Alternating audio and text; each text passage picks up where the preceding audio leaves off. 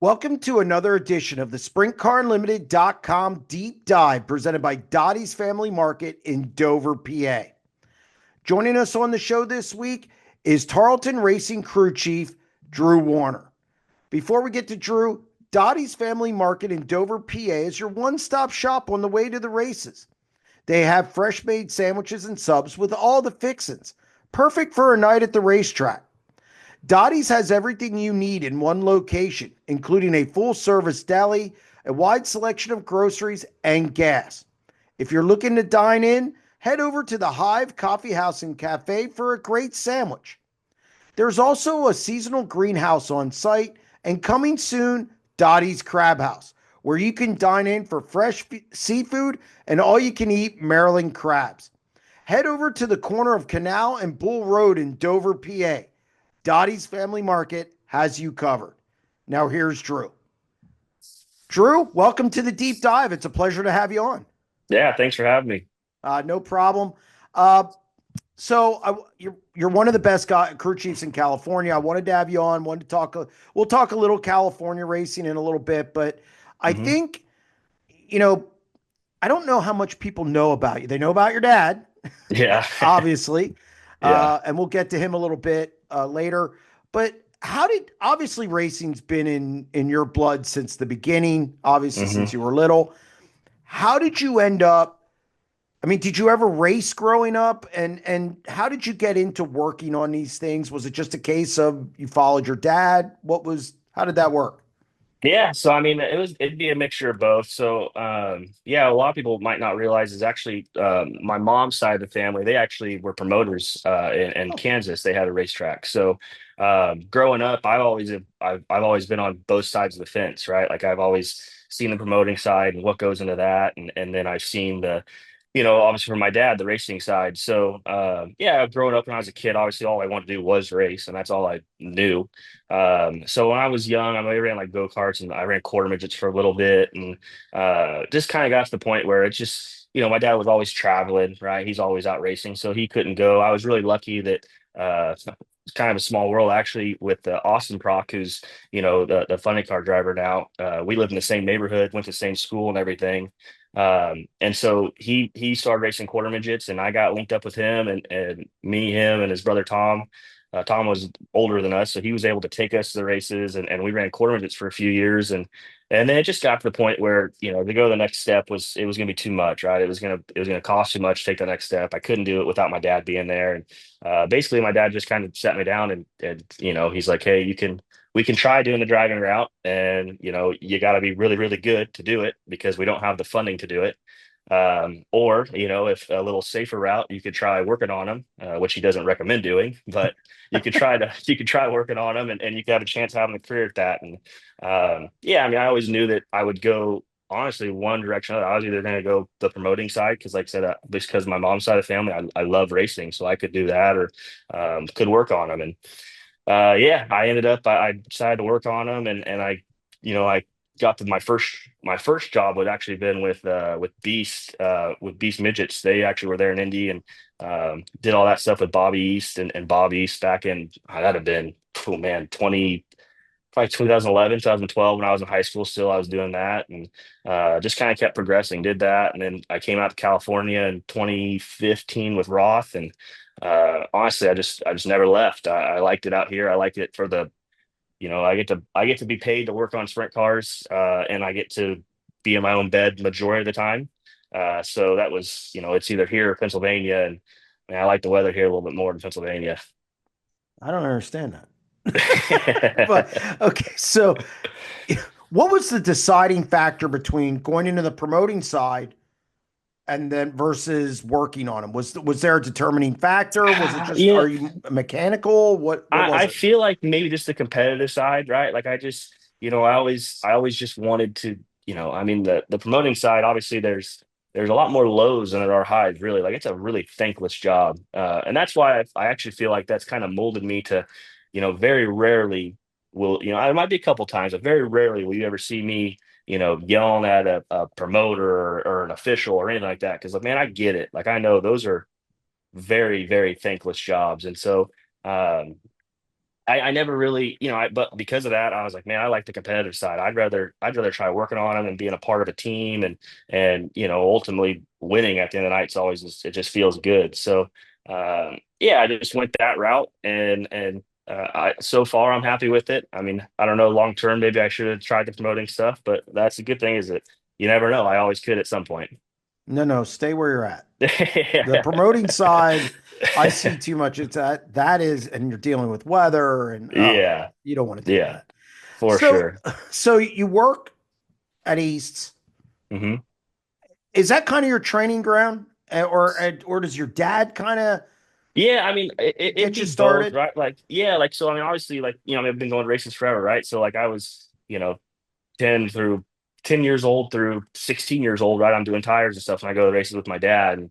Um, and yeah, so he taught me majority of it. But yeah, honestly, then I go to Beast, and it was kind of like, it was kind of like, this is how you service maintenance a car. Cause we really, like, with my dad's stuff, he wasn't able to sit down and do all that because it was, they're outlaws. They didn't got time to teach anybody anything. They're always constantly working. So I'd say Beast was definitely where I got the majority of my training and all that. And then honestly, it worked out really good for me. So I went to Roth in 2015, and I actually went there with gravel on the road. Well, that's when that whole debacle happened, where they ended up pulling that team back that year, and actually all the crew guys either left or got let go, and I was the only one who got to keep a job, and they brought me to California. And that year of 2015, then I finished running with Kyle Hurst, and I mean rides with Drew. But we were on the West Coast, and that was probably my best thing for me because then it was like. I was the only guy in the shop. So it was fully like this, you're like it is my responsibility to get the car to the track and everything, and that was probably my best, college, I'd say, really, to like be forced to do everything and learn it all. And yeah, it's really what I developed most of my stuff. So did that in 15, and then 16, 17, I went with Stan Greenberg, and my now brother-in-law Mitchell was there.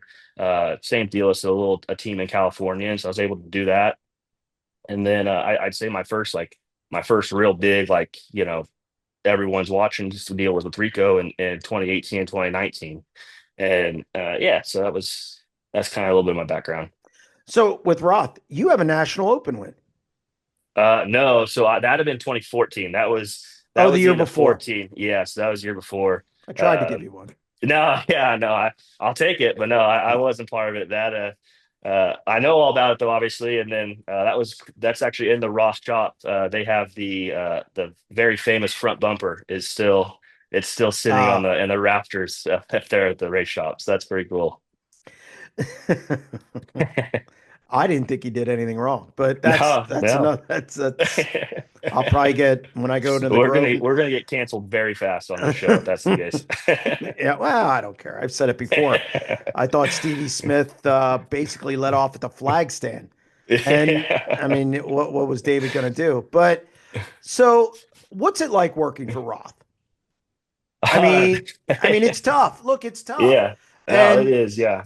I think now I think it's maybe even different than it was then. Hmm. I think like Buddy has probably well, Buddy should have a long leash, but I know Dennis has said letting go of David Gravel is one of the biggest mistakes in his career.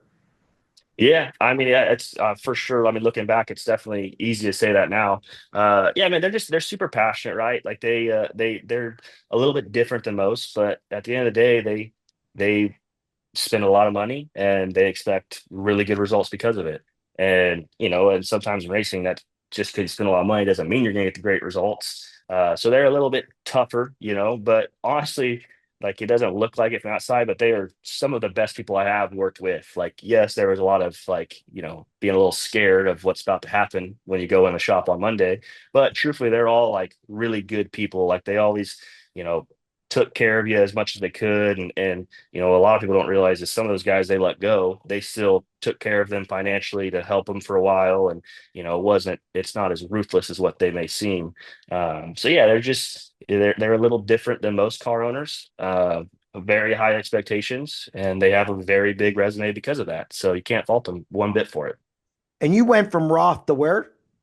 Stan Greenberg with Mitchell Faccinto, that 37 car that was Right. out here in California for a while. How important was that? Because that's like a bridge. Okay. Hmm. It's not, I mean, Rico's team high pro, you have Roth high profile, then you get Rico high profile. That Greenberg deal with Faccinto, that had to be something where you had to shine and turn heads because Yeah, so it was, you're coming off the Roth deal. yeah, for sure. So it was basically it was just the best thing for me to stay local. Right? I wasn't ready to go, full bore on the road. I knew that no matter what position I'd be in, like it's hard once you get out there in the trenches, you ain't learning, right? Like there's no like school's over. It's work at that point. And I just knew I wasn't ready for the road yet. So the Greenberg deal was a good deal to be, I mean, in California, we raced a lot. For sure, lower expectations, I would say. And because of that, it definitely helped us all develop more, right? Like Mitchell won a lot of races with them there. Like we had a really good stint. In fact, that was kind of how the whole Rico deal happened. That's how racing works, right? Like I always say that, actually, I shouldn't say I say it. Roth was the one who actually always said it, that you're only as good as your last race. And I've like truthfully believed that. That is how the sport is. And that's how the whole Rico deal became available was we ran Placerville, a track that uh, I've never been good at. Mitchell hated, like he was never good at. And it was, I believe it's SECT, one of the first shows, and a bunch of cars there. Rico was there. We won. And, Monday morning, I got the call from Rico to go out and do that deal on the road. So it definitely shows that you really are, that you're only as good as your last race. And that's kind of what launched me. So you go on the road with Rico. How long Mhm. were you with them, and what happened that you ended up not with him? So yeah, I've been with them in 18 and 19. Yeah, like halfway through 18, and then I made it almost all the way through 19. And uh, yeah, so it was man, like it was for sure the best thing I did for me. Like it was, I mean, that got me recognized, got me out there, and I learned so much in those 2 years because it was, I mean, fully like like I was. The whole thing was ran through me, right? So like I had to shine, but obviously that's ultimately why it didn't work out because I was not ready for that whatsoever. It was huge shoes to fill. Obviously, coming from that was they lost Silva, and then so I was basically following up Silva, and we had our moments, right? Like we won the Ironman in 18, and we won Gold Cup in 18. So like we definitely had some really big moments. So ultimately, that was kind of why it all fell apart. Was just we didn't have the results that we needed, and I wasn't ready for it, right? Like I just uh, maturity wise,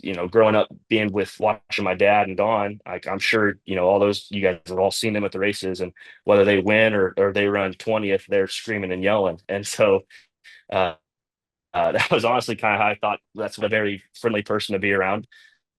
I'm lucky that my now wife is able 24/7 and we fought a lot and I just didn't handle it right. And Rico was kind of the same. Like he didn't really that was kind of how he communicated too. Like if you look at some point in victory lane or whatever. So yeah, I just say that my maturity I wasn't mature enough for the position. I didn't know how to act and ultimately that's what made it fall apart. But I mean, obviously I loved it there. It was a great schedule for me. I loved everything about it. I wish I could have handled it better and different, but everything happens for a reason. And Rico's now like he's still one of my best friends, so I talk to him all the time and come together. So definitely no hard feelings. And like I said, they still by far launch me to make other people recognize that there's maybe some potential in me. Well, that being said, I mean, let's face it, you were only 25, 26 years old when that was going on, maybe 24. Yeah, I mean, that's pretty young to be running an operation in sprint car 24, racing 25. on the, Yeah, yeah, to be running a sprint car operation like that on the road. You don't see that often. yeah. And that's why, like I said, it's I mean, that's why I'm super grateful for the opportunity. Like most people wouldn't and shouldn't give a kid that chance. But like I said, it was able to just kind of, I mean, I learned so much in those 2 years in booked hotel rooms, right? Like there's just so much stuff that goes into running a team that people don't even realize that's not even on the racing side, keeping track of parts, hiring crew guys, getting rid of crew guys, like just the whole everything was yeah, it is so much more than people think. But like I said, we had our struggles, but I was able to learn so much while doing it that I wouldn't change anything. Like I'm so glad I did it. For sure, I wish it could have went longer because I think it could have became better as I did mature more. Uh, but yeah, it's I'll have a 23, 24-year-old and say, hey, we're going on the road. So you have this national kind of pseudo national deal with Rico. You're young. You don't have the experience of just getting let go from a deal like that. How did you handle it? What was your mood like after you got let go from Rico Abreu Racing? Yeah, you're right. I did not handle it well. It was I was very immature and I'd never been in that situation before and yeah, I didn't do a very good job of it. I definitely held a grudge for a little bit, but luckily I was able to get a little older, a little wiser. Like my dad was able to explain to me that's how the sport works, right? Like it's not uncommon. We don't have contracts. There's nothing guaranteed really, right? And you have to perform. And so that's when I was able to kind of take a step back and realize, like, ultimately, we didn't perform, and you can't fault them for giving me a humongous chance like that. So, yeah, everything kind of happens for a reason, and so I wish I'd have handled a little better at the time, but like I said, now I'm really good friends with Rico, and because of which, I mean, I feel like I was able to be a decent part in helping get my dad there, and ultimately, I think it worked out for all of us. Yeah, I'd say, and we'll get to your dad being there in a minute, which is just kind of ironic. Yeah. How do you end up at, you go back to California? How long till you got your next gig? I believe it was with DJ Netto. Yeah, really, it was super quick. Honestly, it worked out really good. So they were able to, they had an opening, and so I live in Hanford, California, and that's right where DJ is too. So we'd always, since I'd been in California, I'd always been friends with DJ. Like we weren't super close or nothing, but we'd always been buddies. And so like I said, right in racing, like you're is super, super low. I mean, anytime you get let go, obviously people look at you and you're the problem. So I was very fortunate that DJ and Frank they seen potential and thought that maybe we could work something out. And so it wasn't long and I ended up right back over there and I was with them for it had been the end of 19 and 2020. So throughout COVID and all that, and they were fantastic, great bosses. I mean, they kept me on for throughout all that stuff, and there wasn't a lot of racing, and we're still able to find some stuff to do. And I feel like they gave me a big chance to get my stock back up. We had a pretty good run, won some races. I don't know what the stats are. I don't want to see them because there was a lot of seconds to Jimmy Carr and Dominic Scelzi that year. But yeah, I was able to land there, and they were able to kind of clear my name and able to keep developing and learning and ultimately just keep going. How do you end up with Tarleton? I mean, because now that's where you are now. You've been there, what, 4 years? Three, 4? Yeah, I think this is my fourth season with him. So same thing, like I said, that the Neto's got my stock high, and so Tommy's seen that, and ultimately, I probably would still be at Neto's.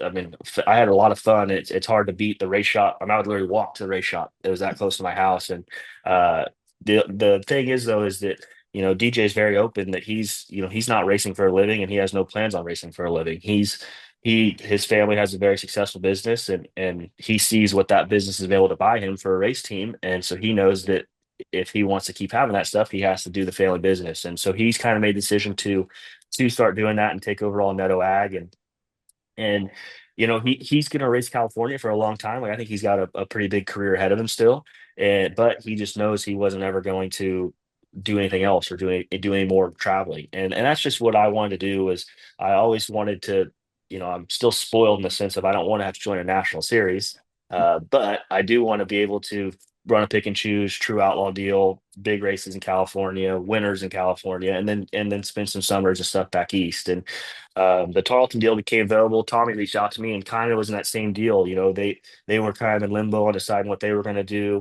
Um, Paul Baines had just left the Times. They didn't really know what direction they wanted to do. And that's what I told Tommy that I wanted was, I had a lot of interest if it was potential to travel. And he's the same boat where he's not, he ain't gonna sugarcoat it. He ain't joining high limit. He ain't joining outlaws because he doesn't need to and he doesn't want him. And but he does he's like, if his program was at that potential that he has, he loves watching his car. So there's no reason for him to not go run those big races. So that was why I came here was for that reason was to build this program up and get to where we can go run those fun schedules like we currently are. Now, I believe you've had you've had Mitchell Faccinto, Mm-hmm. and who was after that? Was it Then Cole? Cole, yeah, Cole, Cole, and now yeah, Tanner Holmes. yeah, What? They're kind of three different drivers. yeah, completely different drivers. Yeah, yeah. So Mitchell was first, and truthfully, like he's one of the guys who, like, I wish I could definitely do it over again with him because we had a little bit of success early, but just never really got going, and that's honestly, I keep saying not to have regrets, but that probably is my biggest regret in racing. Truthfully, is not being able to make it work with him because I know like he still has a lot of potential. You know, I mean, now he's got his back injury and he's kind of went elsewhere in life, but he really is a really good race car driver, and I just never really could get him going. You know, I was still developing the program, and we just had there was so much stuff that wasn't in place where it should be, and just didn't really just didn't make it work. And that's just how racing is, though, man. Sometimes that you just it doesn't the pieces don't line, and ultimately, you know, we did have to, you know, we had to make a change at the end of the year to keep it going. And I was just the fortunate one that luckily I wasn't the one let go. They kept me, and you know, Mitchell's still like he's still really involved in the program. Like you know, he'll text me throughout the night during qualifying and like, hey, this is the line, this is that. Like he still watches all of it, and he has an incredible amount of racing knowledge to know all that stuff. So yeah, he's still involved there. And then yeah, then Cole, that deal became available where you know Cole was kind of didn't you know he didn't want to come to California. He was already been back east, but I kind of knew he needed to do this to have you know potential for us to go travel. So we were able to put a little deal together and ran him for 2 years and um, you know, feel like kind of got it to where he was able to turn some heads and you know he knew he wasn't staying here long term because did want to be on the road full time, and so he was able to. We had a couple of those years to do some traveling, do some you know the whole NARC deal and all that still, and run all the big races we could, and you know he was able to then fly back and forth and do the high limit thing, pick up some other rides, and now just skyrocketed him to where he's got the 2C ride. Tanner Holmes. What made you Mhm. guys go that route? I'm sure you had plenty of calls for this car. I mean, it's funny. When I know a ride's open, I even get calls, and I have nothing Yeah, to do with the ride. But yeah. so I know the way this sport is, calls come in like crazy. How many calls did you get once Cole left, and what made you guys decide on Tanner Holmes? It's crazy. Like all of a sudden, you get really popular. Like you have guys that you thought had no idea who you were, and they want to be your best friend. But yeah, so I would love to take the credit, but to be honest, it was 100% Tommy. So we had a couple guys that I had turned in some names, and I honestly never even thought of Tanner, not because I didn't think he had it. Like I know he has talent. Like I've seen it. I've watched him do it for a couple of years, but he's always been doing his own thing. Like I always assumed he had his own team and wanted to do his own team and travel and do it well. Because of the YouTube stuff, Tommy's son, little Tommy, he actually was able, like, he's seen him and he's the one who showed him to Tommy. And so Tommy kind of started watching his stuff, and Tommy's like, man, I don't think he has a mechanic or like a you know, it's just a family team. Like, it seems like they kind of do it all on their own. He's like, I've done that, and I know that.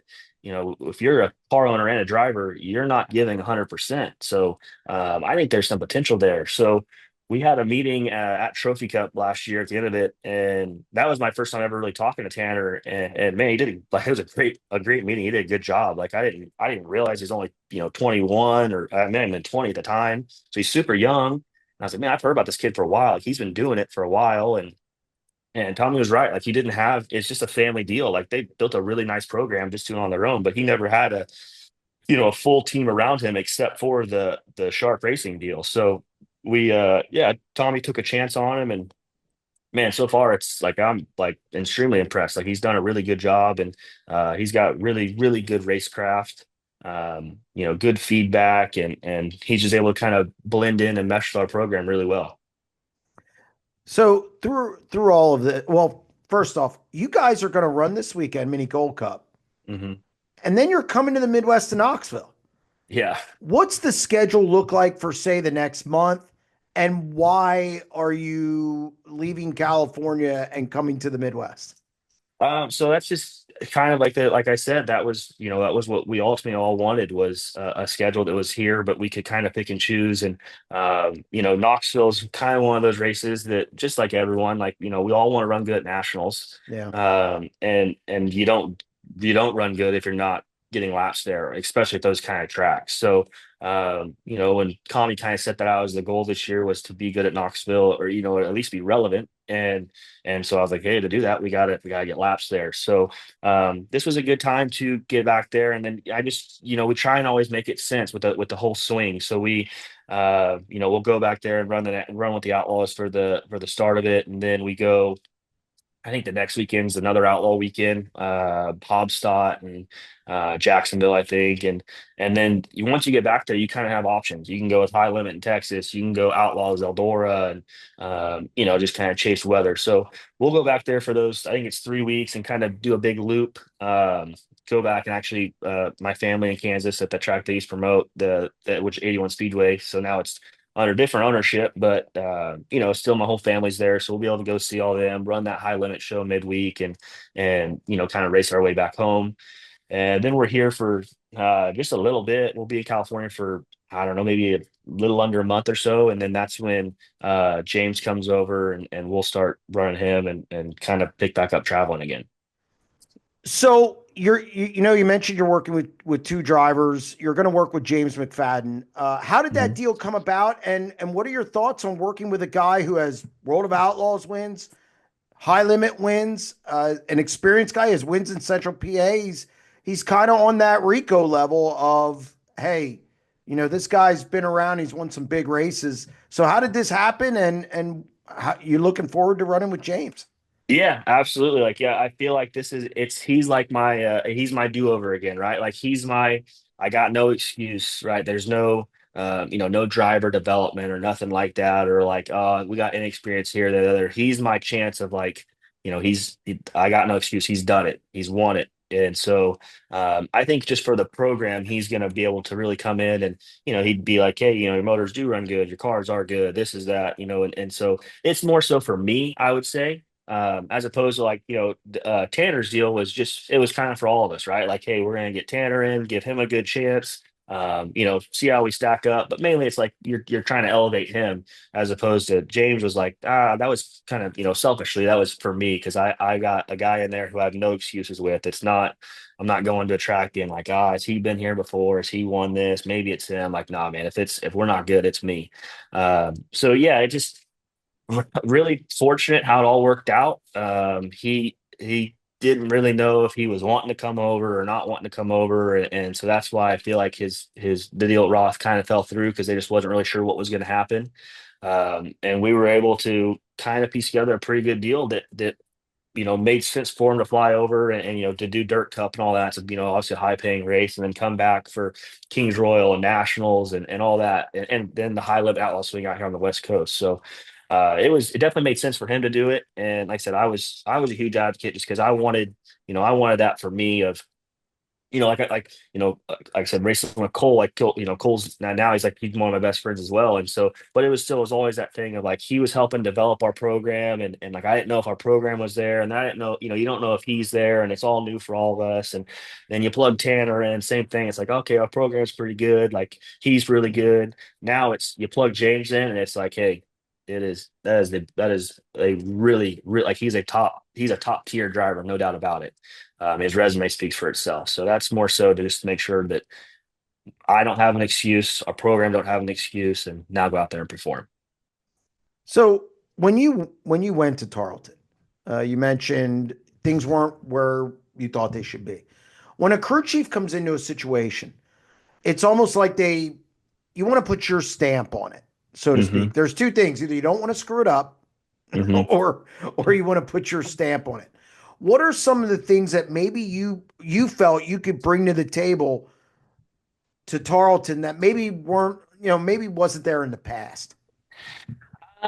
It's just everyone does their stuff a little bit differently, right? So like, at the time when I came here, they were in the mix of wanting to change cars and Mhm. go from KPC to Maxim. And so that was something that, I actually had ran KPCs with DJ. So I'd already been running KPCs, but we wanted to go the Maxim route. So like, kind of did that. And yeah, it's a fine line, right? Like you don't want to come in if you come in to a new team and you got a big head and this is how we do it, this is how it works.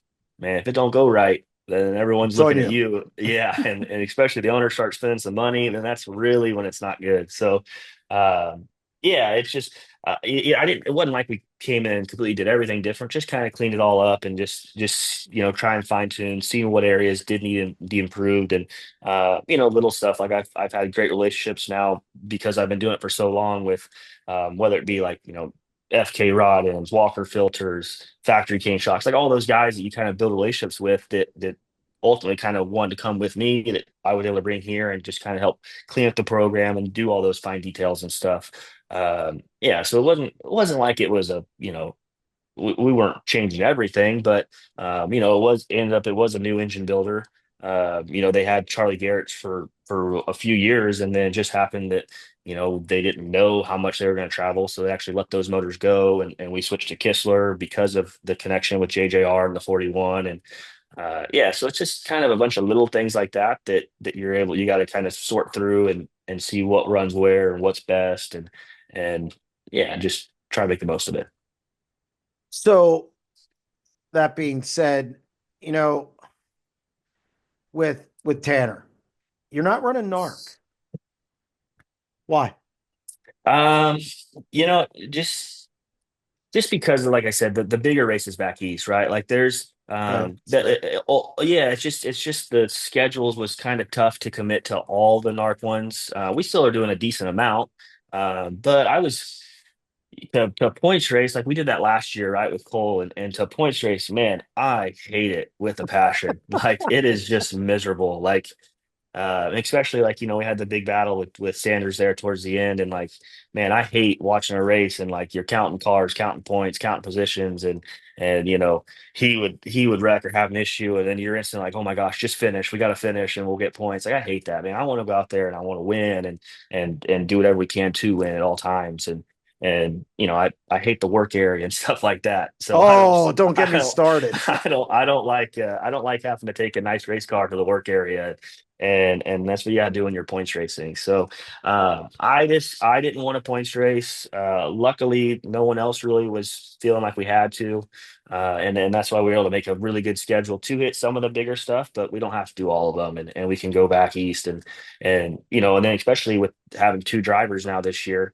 It would really been kind of confusing to try and do that anyway. So that was it was kind of a no-brainer just to be like, hey, we're not going to fully commit. We're going to do what we can, support it the best we can because you don't want to see it happen in dark. We got to have it. But ultimately, just we weren't going to commit full time to it.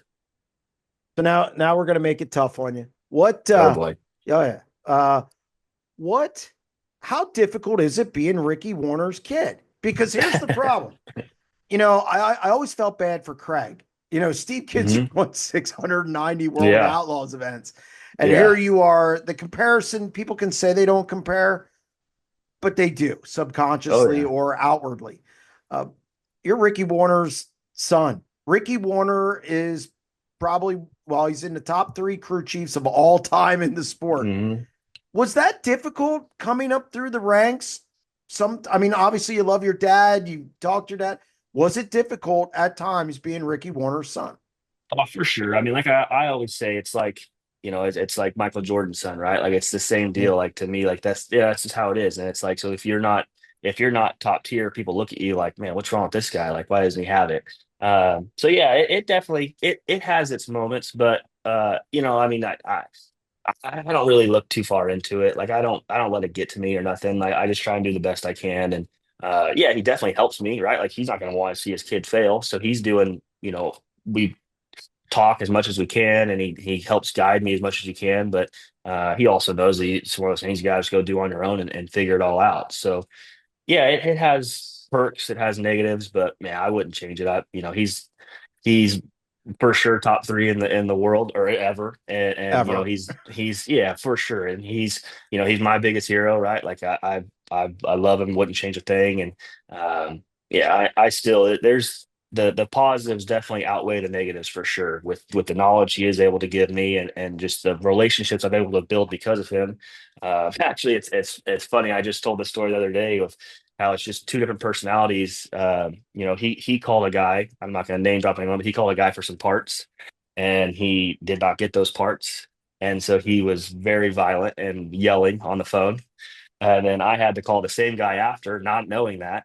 And I was way more calm. And the guy's like, man, I didn't, I just got off the phone with your dad. And he was not as nice. And I was like, oh, I'm not like that at all, man. I'm the good one. And we both got our parts the next day. So it just was able to, because I was able to be a little more calm about it. And they were like, oh, this is a good kid. And so it all worked out. So yeah, like I said, there's positives, negatives, but the positives definitely outweigh it. Listening to you talk about your how you came up through, obviously, your dad, I'm sure, gave you advice. You said about Mhm. the sit down you guys had and whatnot, but with him being on the road as much as he was, you kind of had to cut your own teeth and kind of make your own way in the sense of you were at Beast. Then Mhm. came out here. I'm sure Ricky played, your dad played some role, but still, you kind of had to learn on your own because he was busy doing stuff Yeah. with TSR and whatnot. Do you think that's helped you? Yeah, for sure. It's definitely made it to where like I wasn't able to get babied, like it wasn't like it was, hey, here's how you do it, here, go do it, and he's able to watch me do it. It wasn't like that at all. And some people definitely think that's how it is. Like they just assume that, at the end of the night, I call my dad and hey, what'd you do? And I just plug that in the next day and we go in. But it's far from that.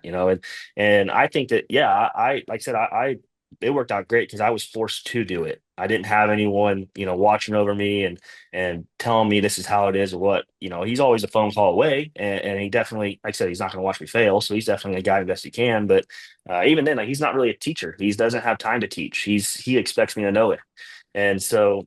Yeah, I was able to use kind of other resources that he was able to connect me with to get me to the next step.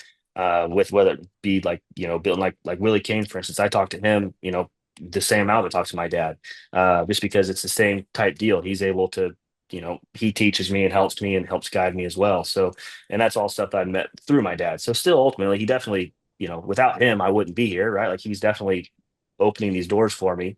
But yeah, it's for sure once it happens, it's my responsibility to do something with it. How much do you communicate with him about the business, so to speak, or being a crew chief? Is it something that you guys talk about a lot, or when you call, it's more family stuff? How you doing? Because obviously, is everything that's going on. So I don't know. I mean, anyone who's talked to my dad, they know he only talks racing. Like, I mean, that is all he knows. Yeah, like there's, now I have a son. I have a little, he's gonna be 2 year old. So now he's pappy, right? So there's a little bit when we talk where there might be a quick 10, 15 seconds where he's kind of in pappy mode, and then it's boom, right back to racing. So yeah, that's all he knows and that's all he talks about. And it's I don't think that's anything. Honestly, it's not like it's special with me because I am his kid. Like, if anyone calls him, he'll talk about literally racing with anyone, and he will. I mean, from by the time you hang up the phone, he will tell you everything that's in his car, and he'll know everything that's in your car, and you'll be like, "What just happened? How did that just come about?" That's why he's good. That's his specialty is communicating with people and knowing what's going on. So, yeah, we don't. Yeah, I'm no different than others. We don't have normal conversations, right? Like we ain't calling talking about the stock market and talking politics. Like it is racing and hey, how's little Westy doing? Okay, great. Sounds good. Send me a picture, talk to you later. So yeah, that's how it is all the time. So, could you work for him? Absolutely no chance, not even remotely close. That's everyone always says that, like, like why didn't you go with your dad? Like you should have went with your dad, you learned so much. No chance. Because he is still my dad ultimately. So when he's yelling, doing this, that, and the other, it's hard for me just sit there and take it like I'm supposed to because I'm still, deep down, I'm still a punk kid, and so I don't like listening to daddy. Fair enough. Um, you know, I've talked to your dad a number of times. I don't believe the yelling. I have never heard that guy yell. Now, again, I didn't stiff him on parts. Yeah. So, so, uh, he always said to me, I enjoy talking to your dad about stuff, and I kind of want to see if you're the same way. He always said, keep it simple, stupid. Oh Let's yeah. yeah, don't go. I think they think whether it's him or Philip Dietz or guys like that that they get all these tricks going and talking to the good crew chiefs, including your dad. It's simple, stupid. When you get on the baseline and you go from there, make tweaks, but it's not this abacus and slide rule where No. are you the same way? Do you kind of Yeah, I mean, I like to think I am, right? Like I definitely that's for sure the route I go. Like, yeah, there's no like we're not always looking for this super trick, you know, something that no one knows what's going on. Like it really is. Like he is always down to the basics, right? Like, he knows he knows his ride heights, he knows his bars, and he knows, his shocks. He knows every single bit of his shocks. Like there's just so much stuff. His engines, right? Like that's his main thing is that yeah. I feel like his biggest advantage over everyone, especially myself, is he knows everything that's going on inside of his engines. And so they're always running good. So, but that's all simple stuff that like, like that's, I feel like he learned that from Carl too. Like it isn't like they're, hey, just wait. We got this special thing we're going to plug in and these guys got no idea. It ain't like that at all. It's keeping up with the tires, keeping up with your program, making sure you got your best piece in at your best time and making sure your car is always going the right direction and, just, yes, keep it simple, stupid is for sure the best way to describe him. And I feel like the good teams do that. Compare yourself when you were on the road with Rico, 24, 25 years old, running a deal, and then running a deal now. What has been the biggest thing that you've learned, and what has made this better for you now than say you were 5, 6 years ago? Yeah, I mean, like I said, it's just the maturity, right? Like I've grown into my own person to know, like, like I don't do the yelling. I'm not good at that. I'm a lot more calm and I do focus on the simple things as opposed to back then. I for sure I was looking for that little catch, right? Like I was looking for that little cheater. Hey, put this in. That's all it is. And this is stuff's really simple then, which it's not, right? Like it's all about just the basics and just working hard. And so, yeah, just my maturity, I feel like in that sense. Yeah, I've done it long enough now that like I'm fully comfortable, like, taking this whole team and going on the road and I don't think anything of it. I know how to, I got my right hand man, Nasty Nate, he goes with me and I feel like that's all we need, just us two and we're pretty dialed in once we get going like that as opposed to back then. I didn't know, right? Like I said, I didn't even know how to book a hotel room. I didn't do none of that stuff. So this, the levels of getting to the races, I'm just so much more mature now. And then throughout the night, being able to, you have a bad night, you're able to just, hey, close the back door of the trailer. It's all good. Like we'll regroup the next day and, figure out what went wrong. And as opposed to back then, we have a bad night and I got to find someone to figure out who to yell at and figure out why we had a bad night, and that's not the right way of doing it. So yeah, I'm definitely leaps and bounds more mature and just more advanced now than I was then. Now you're 30 years old. Hmm. Let's say you have a really good year. When you start getting a really good year, people start to dial you up. What happens if a team on the road, whether it's high limit, World of Outlaws, let's stick to that, they Hmm. call you and want you to be the guy? Or is it something you would consider? Man, yeah, I mean, like I said, it's race. I know how the sport works, right? Like nothing lasts forever. I'm super happy here, right? Like I just, it's obviously start there. Like Tommy Tarleton's been, and Tom Tarleton, they've been extremely good to me. So it'd have to be a really, really good deal for me to go because I am a dad now, and I'd like to. I do want to travel and race, and I feel like that was cool for me, right? Being a kid, going with my dad, like I love that. I love hopping in the rig and going for the weekend or a couple weeks trips, and so I want to be able to provide that same experience for my son if he chooses to do that as well. So that's why I'm definitely always going to be involved. But I don't, it would have to be a really really good deal for me to think about doing some full time stuff like that, just because. I know it takes a whole nother level of to do that full time, to I mean, like I said, I did the NARC deal last year, and just points racing with NARC, I was still losing my mind. So, Yeah, that's you a know, good you put point. that on, yeah, you put that on a national scale with high limit or outlaws. It's, the I keep saying all the maturity I've gained. I might lose all that in a hurry if I got to go back to trying to race full time like that. I might start pulling my hair out. So I don't know, man. Like I'm super, super happy. I love my schedule. I've always said that this is what I want to do. I love my winters in California. I love having my own bed majority of the time. And so like it would have to be a really, really good deal. But ultimately, I mean, like I said, there's some crazy money being tossed around right now with these two series. And so the way the world's working, I mean, we all love money, so we got our ears open for anything. So yeah, just stay focused on what we're doing now, and yeah, I mean, well, we've had a couple good runs, and now people are starting to take notice. So it's all that's just how the sport works. So just got to keep working hard and keep doing what we've been doing, and who knows? You never know what door's going to open. Yeah, I don't know about this California winter stuff. I I'm mean, come telling on. you, once you experience it though, it's I forget what snow looks like. That's nice. Well, unfortunately, I do too. It doesn't snow anymore in Pennsylvania, but you have a fault line that I wouldn't want to deal with. Yeah.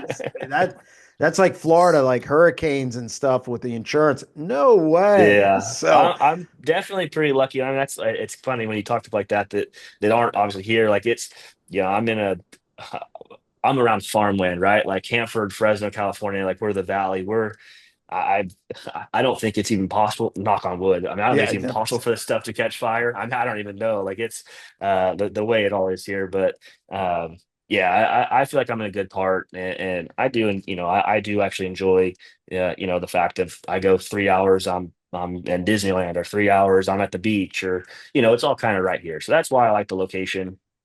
But for sure, I mean, I got family in Pennsylvania too, so I definitely I jokingly hate on Pennsylvania, but it's still good. There's good racing, I mean, there's some like I'm a big Port Royal guy. I've never missed a Port Royal race. The Grove, stuff like that, right? Like I love the history. I don't necessarily love all the racing, but I love the history of the place. So yeah, I'm a fan of sports, so I love everywhere. so how much look, you guys are probably right up there with Roth, the best funded, biggest teams in California. Hmm. It's got to be pressure Oh yeah. because the expectation for you guys is higher for than other teams. I mean, Justin Sanders is expected to win because he wins a lot, and it doesn't matter what team he's with. So Hmm. it's unique, different types of pressure. Do you feel that at all when being with Yeah, a team like that? I mean, it's not from like I don't feel pressure from like my bosses, right? Like Tommy and Tom, they for sure they want to win, right? They ain't saying they don't. Like they're pretty understanding, lenient. Like I ain't getting very many nasty Monday phone calls. It's more pressure just from it's just more pressure from the outside, right? Like yeah, because everyone does see that. Everyone, we got the all murdered out black truck and trailer rolling in, and people see that and they're like, wow, that car better win, right? Like those guys, they better come in like that. So I feel it's more pressure from the outside as opposed to internally. But we just, like I said, we just keep our head down, do our own thing, and if it goes good, it goes good. And if it doesn't, we try and figure out why it didn't. So I asked Kyle Hurst this just because I can. And Hmm. I keep track of what happens in California. And you know about the Pennsylvania racing scene. Hmm. You're kind of a laid back guy. I've talked to you numerous times. You're more laid back. There's some shenanigans that go on out there that, Yeah, sometimes for sure. that if they happen in Pennsylvania, they'd rip the stands down. I mean, it would Yeah. just, plus we have Danny Dietrich. So Yeah. it would be everywhere. Yeah. As a crew chief for a team that, I mean, you guys have been involved in some of it, some not, and Hmm. you're watching all this stuff. How do you stay focused on? I mean, how do you deal with all that? Because you seem like a quiet guy, at least every time I've talked to you. Man, how difficult is it to deal with all that and just worry about what you're doing and how it works? Yeah, I mean, I said that is all I do. I just kind of stay in my lane. I mean, there's some stuff like I see most of it, and there's a lot of it I just laugh at, right? Like there's some stuff that's like where these people come up with it. But it's the same thing in Pennsylvania. Like I see some of the stuff in Pennsylvania that some of the fans will say like Oh I yeah, just it's seen I just seen Dietrich made his post about going to Peevely, and then like he made his reply on everyone, telling how dumb he is and this, that, and the other, and they had every excuse in the book. And I feel like it's not as bad here just because the fans aren't as there's not as many loyal fans, I should say, or dedicated fans, right? Like, you go to Lincoln for a local show and it's like it looks like it's sold out most of the times, right? And then I don't think we have that here as much. For whatever reason, I don't know. I'm not. That's why I'm not on the promoting side because I don't understand that. But yeah, there's always stuff out of your control or stuff that's going to get sideways that you just got to kind of stay in your lane and just not let it get to you. And like I said, what we see most of it, we laugh at most of it, right? Like the whole cartel deal and all that. Like oh it was a big joke to us. Like we understood it all that, there's some of the stuff's like, it's so outlandish. It's like, man, there's no way that I don't even think these guys can really believe what they're saying, right? Like there's no way I feel like it's Skip Bayless talking, right? Like I feel like there's no way they're being serious with some of the stuff they say. But yeah, I mean, it is what it is. We laugh about it and we just kind of keep our heads down, stay in our little zone, and try not to get too riled up. well, I mean, and again, you benefited from some of that stuff, though. Let's be honest. There's some times for sure. There's some times we've benefited. We've might have been on some of the negative ones, but some of the negative ones they don't seem to make the spotlight like the benefits do. So That may be. it's yeah, it definitely it goes both ways for sure. It all goes full circle. How long do you want to do this? I mean, how long? I mean, obviously, you want to be at Tarleton treats you well. You want to be there as long as you can. Yeah. Job security is important. But how long do you want to be? Because your dad's a lifer. Hmm. I don't see Yeah. him slowing down. No, But not at all. how long do you want to do this? And to be honest with you, like I think I might be the same. Like man, this stuff once you get going, it just sucks you up to where like I keep saying I'm lucky, but I'm very fortunate to have the family I have with my wife and my wife Marissa and my son Wesley to where they're super supportive. Um, and they're into it, right? They go, they love it. Because truthfully, I don't know anything else either, right? Like I watch some sports and stuff, but like I don't know anything else but racing, right? Like that's if I'm not racing, I'm watching a race. So I don't ever see like I don't even know what retirement is, right? Like I don't know what that looks like. Like I'm gonna go as long as I can, right? Like I am only 30 and maybe that'll change once my son gets older, like I've got warned by everyone that, it always does change. Yeah. But as of right now, like man, like I'm so happy and like I don't see wanting to change anything, career wise by any means. Like I said, if I'm not at the races, I'm watching a race. Like that's all I know. So I don't know what else I would do unless someone gives me a buttload of money to do something crazy. I don't see me doing anything else but racing and sprint car racing, right? Like I don't even like even the NASCAR world and all that stuff. Like nothing like that excites me. Like I only love sprint cars and dirt track racing and I don't see any reason to do anything else. Now with the high limit, the outlaw deal stuff going on, like man, they're showing some serious numbers with some money getting upped, and I feel like that's kind of trickling down to where, yeah, I don't see a reason to do anything else. Like I think that make a good living and keep on hustling and race as much as we can, and I don't want to do anything else.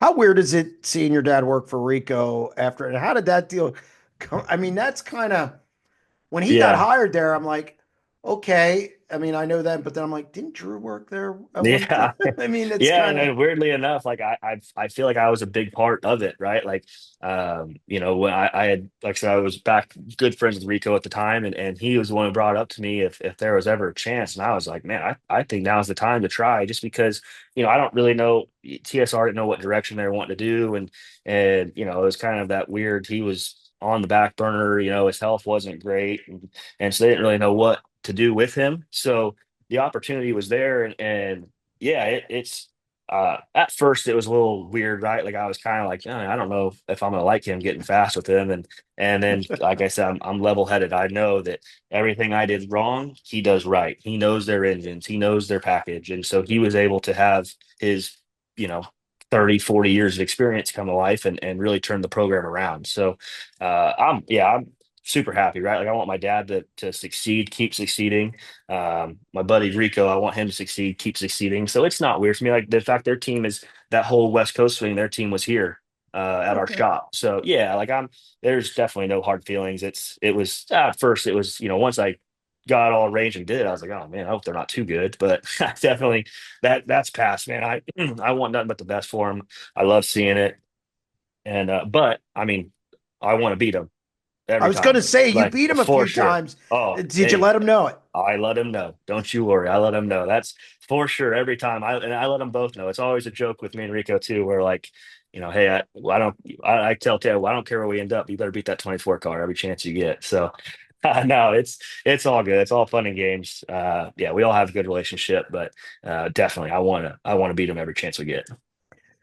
Now, you're in California, live in California. Dad still lives back in Indiana. He had his health issues. I'm not going to go into Hmm. it too much about what it was because, that's his business. But I talked to him about it.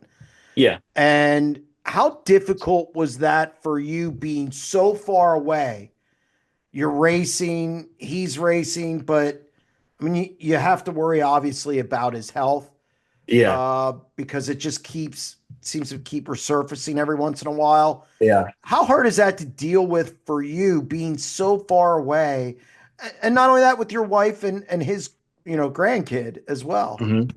Yeah, I mean, yeah, it's tough for sure, right? Like when he had his real big scare with his heart issue and stuff, it was kind of like a quick panic of like, oh man, I gotta get a flight, like holy Hmm. crap, this is happening. But to be honest, it never sets in. Like I don't know if maybe other people like this or not too, but like, man, that's my dad. He's Superman to me, right? Like I don't ever think anything can or does happen to him. Like I just feel numb to it all, right? Like throughout the cancer stuff and then the heart stuff, like it just is like I don't know. I can't process it, I guess is the best way of saying it. So like I don't ever even think of it. Like I'm like, nah, he's Superman. Like it's he'll be fine. He'll keep going. He's gonna live forever in my mind. So yeah, I don't it's tough being here. Don't be wrong. Like and it's it's hard not being with my mom and like I have a sister too. It's an indie and like it's definitely like you miss them all and my grandparents. I miss everybody, right? Like it's definitely weird being where I'm at with my whole family being back east, but that's why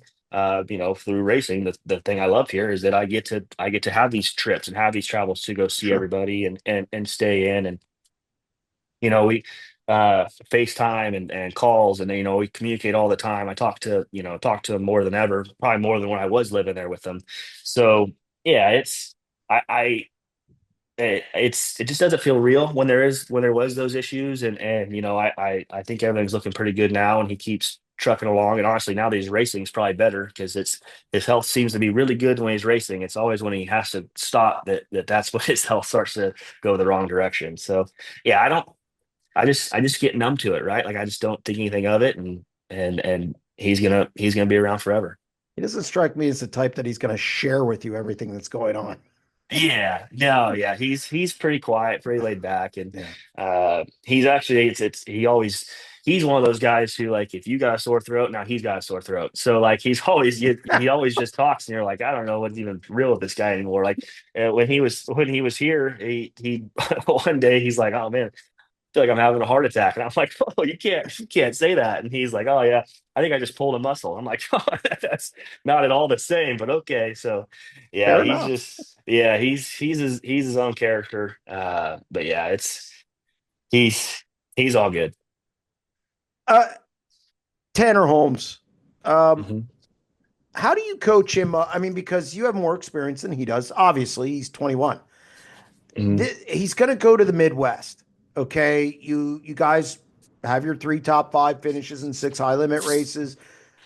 And I talked to Tanner on the podcast, and I asked him this. Um, there's been a lot of attention, and how do you deal with that? How do you kind of keep the team level to where when he goes out there, there's going to be expectations. When you guys come to Knoxville, there's going to be expectations. How do you kind of juggle that? Because he is 21. Is he the youngest driver you've ever worked with?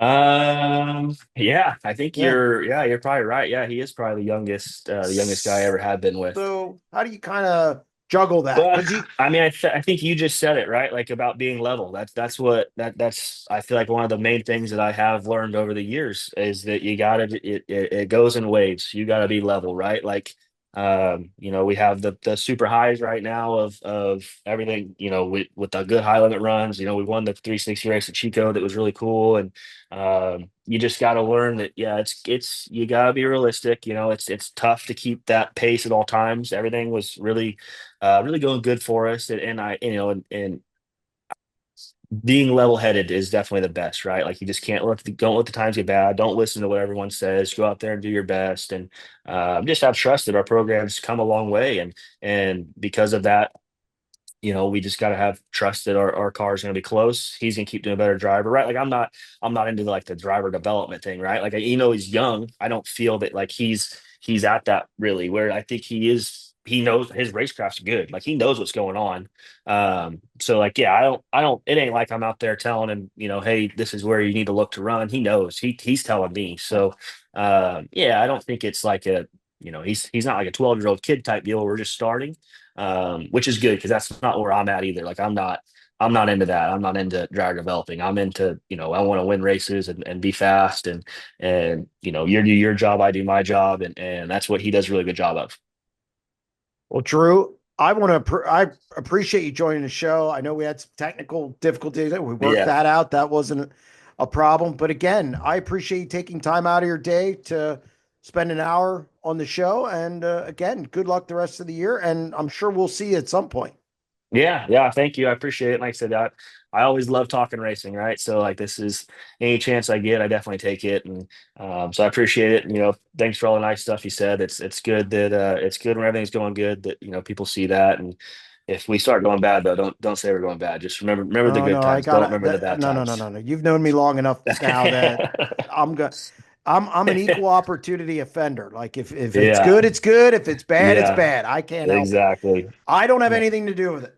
yeah, I know, I get it. So So no, I'll I be appreciate it though. Thank you. Drew again. Good luck on your trip to the Midwest, and like I said, we'll probably see you at some point. Yep, absolutely, Jeremy. Thank you. Thank you. That's going to wrap up another edition of the SprintCarUnlimited.com deep dive presented by Dottie's Family Market in Dover, PA. Prayers go out to Austin Hogue, who is recovering from a go-kart accident at Hunterstown Speedway. Our thoughts are with him and his family as they go through this trying time. Also, big thank you to Drew Warner for joining us on the show. A lot of good stuff there. If you like the content on our YouTube channel, don't forget to hit that subscribe button. We'll be back next week with another edition of the Deep Dive.